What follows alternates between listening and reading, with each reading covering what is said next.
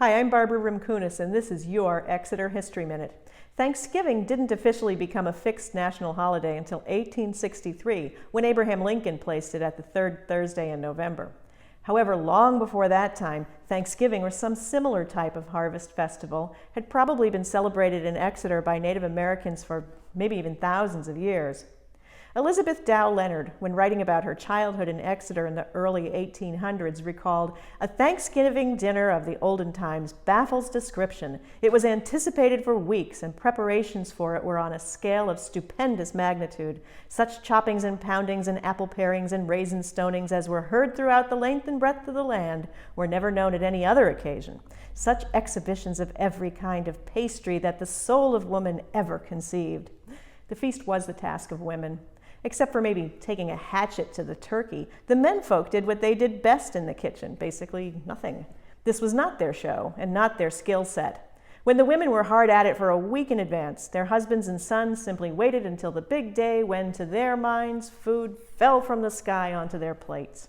There wasn't a lot of wiggle room back then for men who might be interested in cooking. There was one part of Thanksgiving that we don't do today.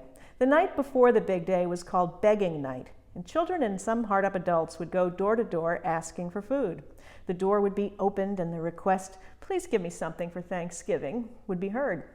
Elizabeth Leonard remembered the evening as a carnival to the giver and the recipient, an extension of the holiday, and she said flour, sugar, fowls, and money were given freely to the better class of the poor. Pies and other luxuries were sent, so that when we sat down to our own abundant table, we felt we had contributed to every poor person's table in town who had accept our offerings.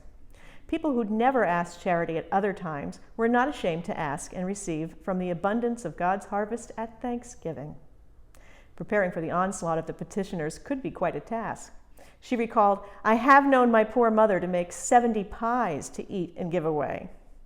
Now, does all of this seem a bit Halloween-y?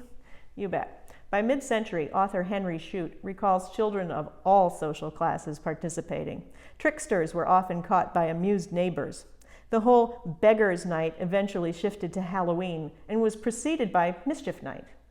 That other great tradition of Thanksgiving, traffic, was already a problem in 1850 when there were complaints of overcrowded trains.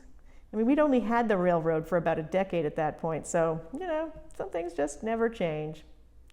Be patient on the road, give others generously, and let the men into the kitchen. They like to cook.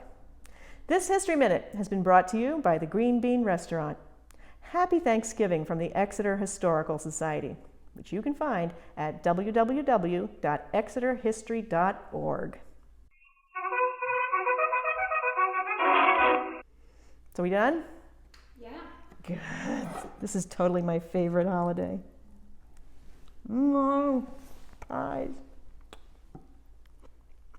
That is good.